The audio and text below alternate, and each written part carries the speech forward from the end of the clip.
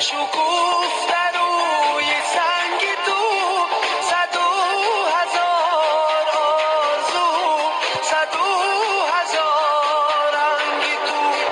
دیار شعر و یاسمن، نوای تو نویدی من.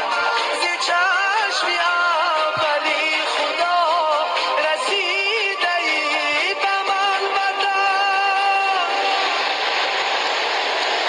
وطن وطن سرشتی من، مقام و سرنوشتی من. زمین زرد و هشتی من، بهشتی من.